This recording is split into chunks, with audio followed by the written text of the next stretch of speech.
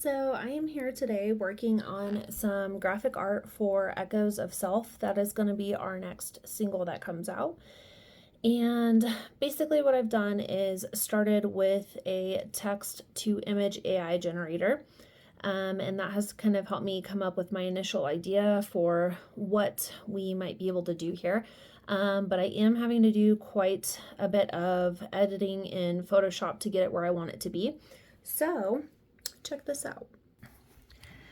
All right, so here's the image that I've had it create from text to image in an AI generator. And as you can see, there's kind of some issues going on here with it. So like this person looks kind of weird and distorted. Usually AI has some issues with like anatomy on people. So running into that here. The rest of it, I feel like looks pretty good. A little bit of strangeness here too, but that's okay because what I kind of want to do with this image is we're going to blur most of these people out because I want her to be the focal point. So gonna work on doing that, and then I'm gonna also work on kind of getting her out of the equation here because she just kind of looks unnatural. And then we're going to go about adding some text probably up here with the song title. So here we go. So here I'm just going to go ahead and use the clone tool and use objects in the surrounding area to kind of cover her up. I am using an older version of Photoshop, but something that I love about Photoshop is you can use so many versions and you can use so many different tools to get the same effect. So that's what I'm doing here. I'm also going to use my dodge and burn tool to pull a little more brightness out of certain areas and then make certain areas a little bit darker. Okay, so I think I found a font that I like. And so now kind of something I like to do, or what I'm going to try to do to add a little more dimension to this, is take the initial text file or the initial text layer, and I'm going to duplicate that, and then I'm going to take that layer that I've duplicated and kind of mess around with the placement and see if there's anything that I like in here.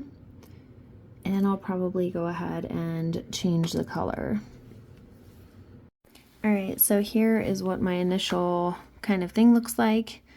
I'm probably going to put this logo in some type of a blend mode, just so that, ooh, that looks kind of cool, just so it's a little more vague.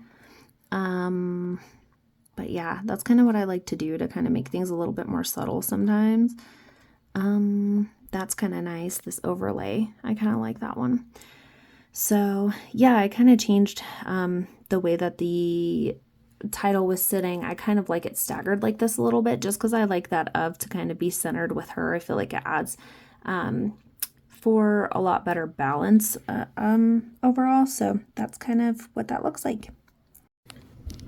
So anyways, that was the first draft of me working on the cover of Echoes of Self, and it's probably going to change. I don't know. It might not. We might keep it, but I feel like I usually will do some kind of graphic design work and then I'll take a break for a while and I'll come back and I will change things about it. So who knows if it's going to stay like this, but I had a really fun time working on it.